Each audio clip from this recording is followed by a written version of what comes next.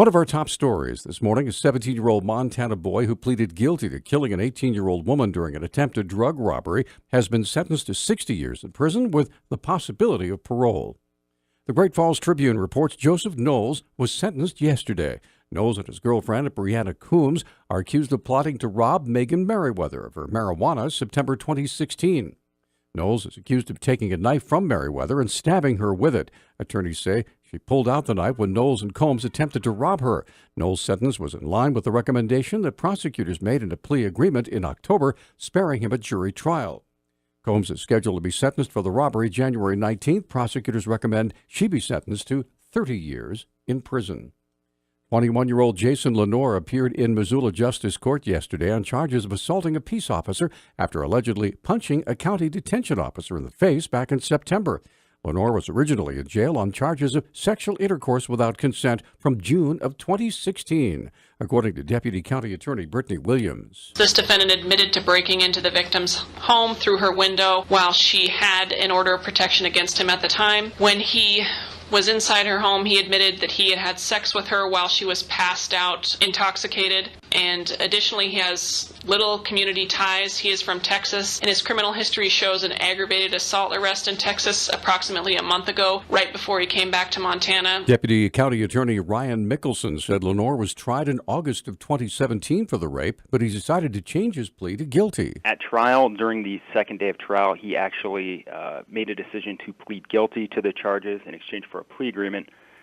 And sentencing was thereafter set. He was supposed to be sentenced on that matter on November 15th. However, he had filed a motion to withdraw a guilty plea. In court yesterday, Judge Murray Anderson set bail for $15,000 for the assault charge, concurrent with the $100,000 bail from the rape charge. Police say they've received a number of theft reports involving packages shipped to Missoula homes. Missoula Police spokesman Travis Welsh explains. We are having people report to us that packages are being stolen right off their front porch. I think there are, unfortunately, people in our communities across the country that realize this is a shopping season and that people are ordering more and more and having packages delivered. Welsh advises Missoulians to take precautions and to try to arrange to be home when packages are scheduled to arrive. If being at home during a delivery isn't possible, there are other ways to protect your packages. There's also typically a place where you can give special instructions on your order, and you can instruct them to deliver the packages to a neighbor or to somebody you know, or maybe place them inside a garage or at the back of the house where they're not readily visible from the street. Things like that can go a long way towards making sure that those packages are still sitting there when you come home at the end of the day. Under Montana law, package theft can be a misdemeanor or a felony, depending on the value of what's stolen. Wells says, as far as he's aware, so far in Missoula, no one has been caught doing that yet.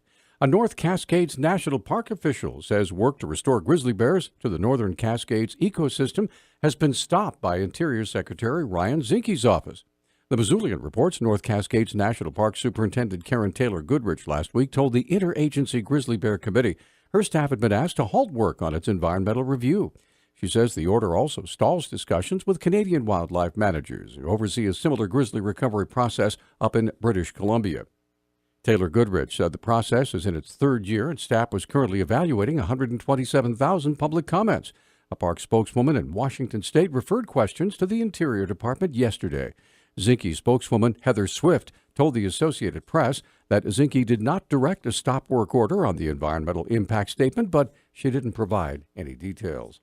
A local environmental group is asking Montanans to contact their congressional delegation and ask them to exclude drilling in the Arctic National Wildlife Refuge from the $1.1 trillion tax cut bill. Sky Borden is with Environment Montana. The two main concerns that I have is that the tax bill is going to open up the Arctic National Wildlife Refuge to oil and gas drilling. And it's also going to maintain billions of dollars in tax breaks for the fossil fuel producers. We're concerned about both of those, particularly the Arctic National Wildlife Refuge drilling. Borden also decried the benefits the tax bill will have for multinational energy companies. The refuge is one of the last truly wild places on Earth, and opening it up to oil and gas drilling would do really irreversible damage for the natural landscape and the wildlife that are there. The refuge has caribou, polar bears, grizzly bears, Arctic foxes. She's asking Montanans to contact Representative Greg Gianforte and Senators Tester and Steve Daines and ask that the refuge drilling be removed from the bill, which has already passed. It has another vote in the House today.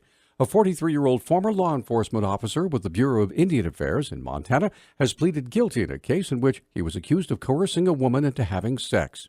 Dana Michael Bull Cumming of Lame Deer pleaded guilty in Billings to deprivation of rights under color of law during a hearing yesterday before Magistrate Judge Timothy Cavan.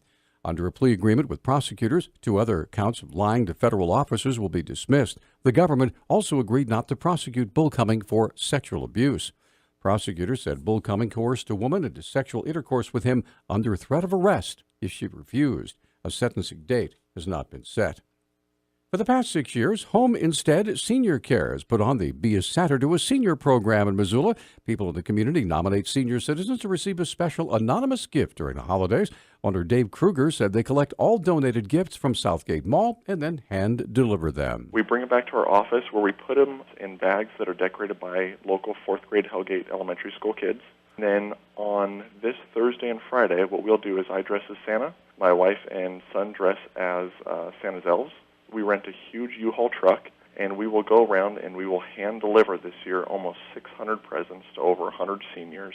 According to Kruger, the program's a great way to give back to the community. 98% of these people who we deliver to are not our clients. So it's just a way for us to be able to touch more of the senior community and spread a little Christmas cheer during a time when many of them may not, again, like I said, have the financial means or the loved ones visiting them. They love seeing the little 10-year-old dressed up as an elf, and they love getting the gift, and it just puts a smile on their face. Last year, Kruger said they filled up the biggest U-Haul you can get 2 times from front to back, and he expects the same this year. Way to go. News Talk Times 612. News Talk, KGVO. Missoula's official weather station. A wintry mix of rain and snow today with new snow accumulations around an inch. Temperatures will be in the 30s. Tonight, a chance of snowfall. Overnight lows will drop into the teens. I'm meteorologist Brooke Foster for Missoula's KECI 13.